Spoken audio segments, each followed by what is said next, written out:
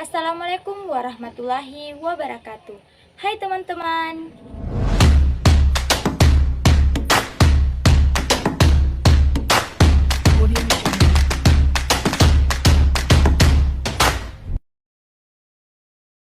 Teman-teman, pada video kali ini saya akan membahas materi mengenai bunyi. Ada beberapa poin yang akan saya bahas, yaitu apa sih itu bunyi, nada, intensitas, dan taraf intensitas, serta efek Doppler. Penasaran? Tonton sampai habis. Nah, teman-teman, pernah dengerin lagu BTS atau lagu Blackpink? Kalau pernah, kamu menggunakan apa? Handphone, radio, atau earphone? Nah, alat-alat itu ada karena adanya bunyi loh teman-teman. Jadi, apa sih itu bunyi? Bunyi merupakan gelombang yang merambat, yang dihasilkan dari benda bergetar sebagai sumber bunyinya. Sebagai contoh ketika kamu menonaktifkan nada dering di HP kamu, terus ada pesan masuk, tapi kamu tetap mendengarkan bunyi kan? Karena getaran itulah yang membuat kamu mendengarkan bunyi dari handphone kamu. Atau kamu punya alarm di atas meja. Ketika tiba waktunya, jam alarm itu akan bergetar.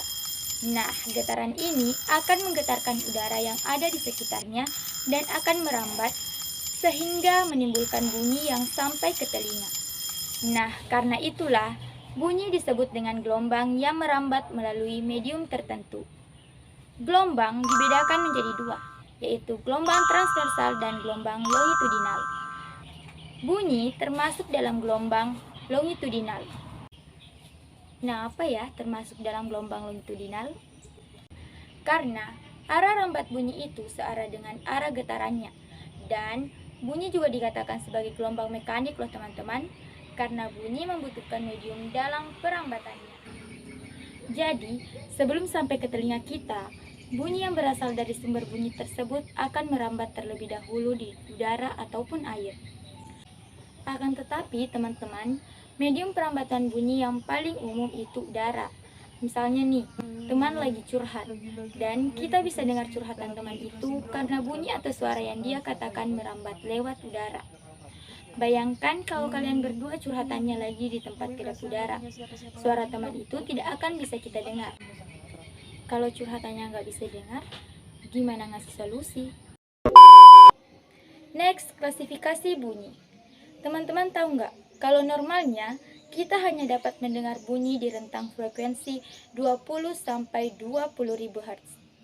Yap, jadi gelombang bunyi juga ada rentang frekuensinya, yaitu infrasonik, audiosonik, dan ultrasonik. Yang pertama, infrasonik adalah bunyi yang memiliki frekuensi lebih kecil dari 20 Hz. Normalnya, manusia tidak bisa mendengar bunyi ini. Yang bisa mendengar bunyi ini adalah hewan seperti anjing, jangkrik, gajah, hiu, dan laba-laba. Kemudian selanjutnya yaitu audiosonik, adalah bunyi yang memiliki frekuensi di kisaran 20-20 ribu Hz. Nah, bunyi inilah yang bisa didengar oleh manusia. Dan ada ultrasonik, adalah bunyi yang memiliki frekuensi lebih besar dari 20.000 Hz. Wah, tinggi banget ya frekuensinya. Berhubung bunyi ini sangat tinggi, jadi kita tidak bisa mendengarnya teman-teman. Yang bisa mendengar bunyi ini adalah kelelawar dan lumba-lumba. Nah, dari semua itu dapat disimpulkan karakteristik gelombang bunyi, yaitu bunyi merupakan gelombang longitudinal, hanya merambat melalui medium padat, cair, dan gas. Contoh dari zat padat yaitu ketika ada dua orang, yang satu meletakkan kepala di atas meja dan teman yang satu memukul meja. Nah, apabila meja dipukul, teman yang meletakkan kepala di atas meja akan mendengar suara dari atas meja tersebut. Contoh dari medium cair yaitu ketika seseorang berada di dalam kolam, maka dia akan tetap mendengarkan bunyi, misalnya bunyi handphone yang dia letakkan di pinggir kolam ketika berdering orang yang berada di dalam kolam tersebut akan tetap bisa mendengarkan nada dering yang ada di handphone tersebut. Dan ketika kamu sedang menonton TV dan kamu bisa mendengar suara dari TV itu, nah itulah contoh dari bunyi merambat dalam medium gas. Dari semua masing-masing contoh medium padat, cair, dan gas, bunyi tidak dapat merambat pada ruang hampa. Dan cepat rambat bunyi dipengaruhi oleh kerapatan medium perambatannya. Bunyi akan lebih cepat merambat pada medium yang memiliki kerapatan tinggi, yaitu medium padat. Oke teman-teman, bunyi berkaitan dengan lagu. Lagu berkaitan dengan nada. Teman-teman pernah dengerin lagu ini nggak?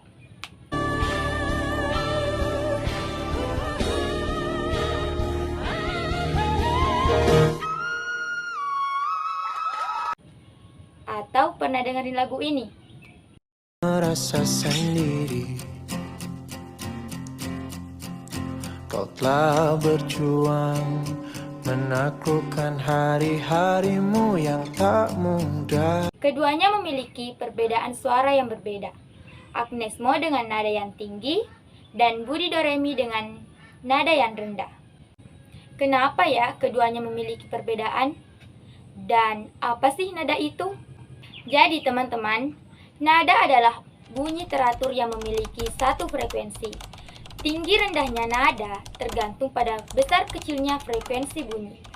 Jadi, semakin besar nada digetarkan, semakin tinggi frekuensi gelombang bunyinya. Dan semakin tinggi juga nadanya. Nah, misal nih, ketika kamu mendengarkan lagu dan kamu mengatur volume, apakah itu menambah atau mengurangi volume? Karena pendengaran manusia sangat sensitif loh teman-teman. Nah, yang kalian lakukan adalah mengatur frekuensi lagu. Itulah yang disebut dengan intensitas bunyi. Jadi teman-teman, intensitas bunyi itu apa sih? Intensitas bunyi adalah daya bunyi gelombang yang dipindahkan melalui bidang seluas satu satuan yang tegak lurus pada arah cepat rambat gelombang. Sebagai contoh, pernah nggak sih kamu mendengar suara guntur?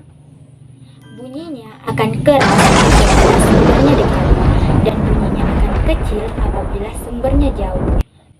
Maka rumus intensitas dapat ditulis I sama dengan P per A, di mana I adalah intensitas dengan satuan watt per meter persegi, P adalah daya dengan satuan watt, dan A adalah luas bidang dengan satuan meter persegi. Nah, teman-teman, apabila isotropik atau lebih diketahui dengan sumber bunyi yang memancarkan bunyi tersebut ke segala arah yang besarnya sama, maka luas yang dituju memiliki kesamaan dengan luas permukaan sebuah bola. Sehingga persamaan pada intensitas dapat ditulis I sama dengan P per 4 PR pangkat 2.